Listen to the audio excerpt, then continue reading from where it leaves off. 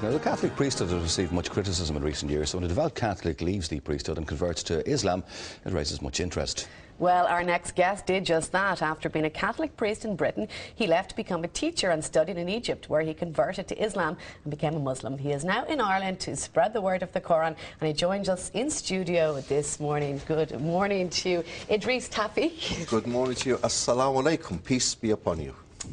Okay. That's the Muslim greeting, a greeting of peace. Okay, tell us a bit. You were a Catholic priest for 9 years, was it? With my training, yes. Why did you decide to convert? Well, if we had kind of 2 hours or a whole series, I could perhaps tell people it happened through people, through events, when I left the priesthood. I didn't leave the priesthood because I wanted to change my religion. That's for sure. I had no plan of leaving the Catholic Church, none. But when I left the priesthood, it was a big decision to make, and it was upsetting, and it left me feeling very low.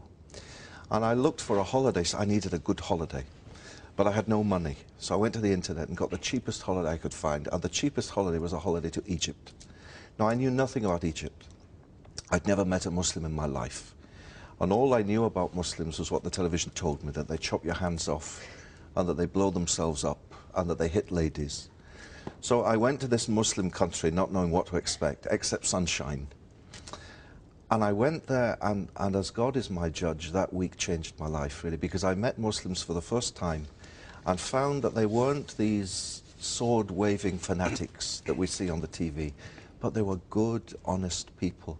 And like Irish people, Muslim people, you know, they go out to work in the morning to put food on the table for their kids to eat. They pray. They're ordinary people with a religious dimension very much. And so, for example, I'll give you an example of one Muslim I met. I met a little boy, and I talk about him in every talk I give. And this little boy was selling bananas on the street.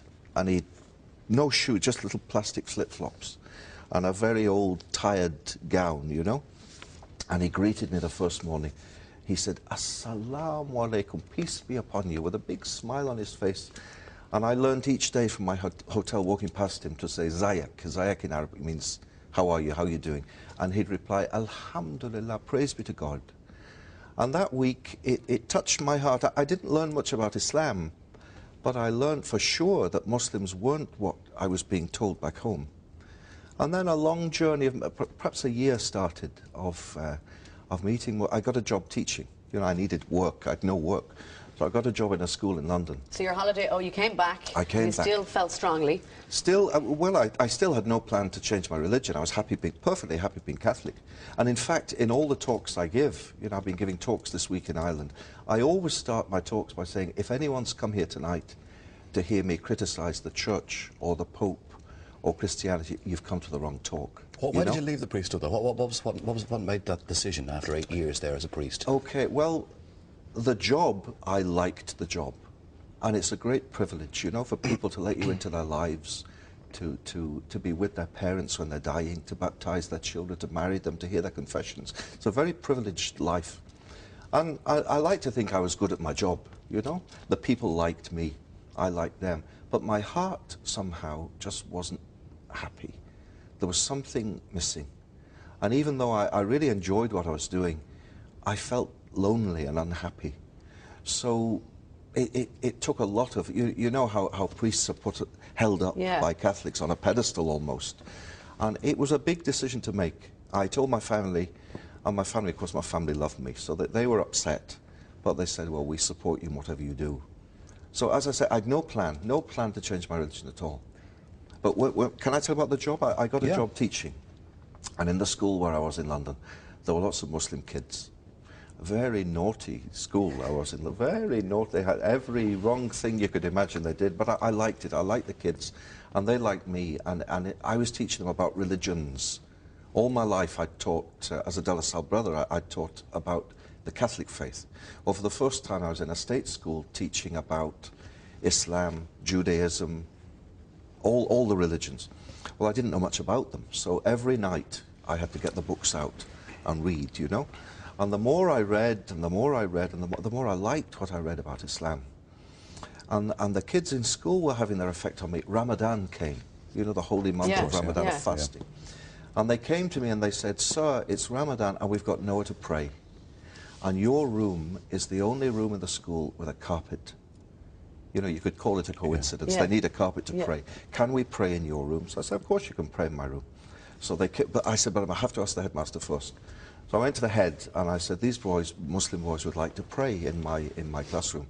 Is it okay? He said, fine, but you have to sit at the back, because knowing these kids, they could steal the carpet. You know? So I sat at the back for the whole month of Ramadan. And for the first few days, I just marked my books and prepared my lessons and paid no attention. Then as the days went by, I'd look at, oh, they're doing this now. Oh, they're doing this now. And I secretly went to the internet and I learnt the prayers in Arabic they were saying. It was a slow process. A very slow process. And it is a lovely religion, and there is a lot of peace, and there is a lot of love espoused. Yeah. But how do you reconcile and equate that with the fact that there are hundreds of thousands of fundamentalists who go to the other extreme, and there is no give and take? It is do it our way, or we'll kill you. Okay, well, the way I'd answer that would be that this island of Ireland is no stranger to extremism and fanaticism done in the name of so-called religion. And the things that happened in the north in this island bore no relation to the message of Christianity, of love and peace. Well, in the same way, things are happening in the world. You know, the other day there was a thing on the TV, and it said that this young girl, this Christian girl in Afghanistan, had been killed because she's Christian.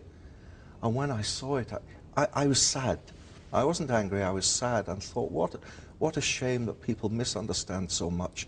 And what a shame that people watching this think, here we go again, Islam and Muslims. If you want to meet real Muslims, come with me to my house, to my home in Alexandria, to my building. On the ground floor, you'll meet Ahmed and his wife and kids.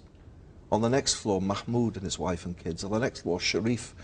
Ordinary people who pray, no hand grenade in their pockets, you know, no suicide belt. Yeah. It is very much a religion of peace, but unfortunately, people who shout loudest Get hurt, make obviously. news. That makes news. A little old lady teaching her granddaughter how to recite the Quran Doesn't make headlines. doesn't make the news. What does type of it? reaction do you get, though, from Irish people? I mean, you give speeches in Ireland. What type of reaction do you get? I mean, I've had a lovely reaction this week. Do you know, can I mention Jerry Ryan's show? Last Friday I was on the Jerry Ryan show, and a lady phoned in, and she said, I'd like to ask a question. She said, has Idris Tawfiq come to Ireland to convert the whole of Ireland to Islam?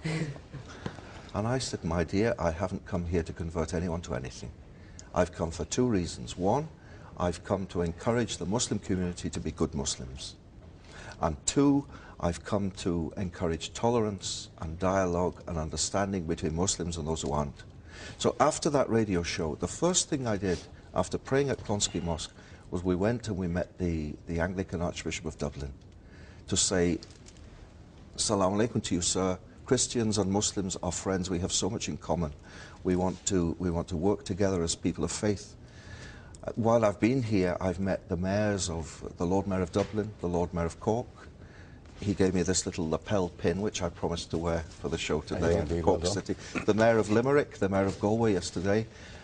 And telling them, through meeting them, telling them that Muslims in Ireland want to be part of this Irish society they live in. And hopefully it'll work, and hopefully everyone will hopefully assimilate, change some opinions. society can come together. Inshallah, as we say, God willing. Thank you very much, Idris. Pleasure meeting you this morning. Thank you very much indeed.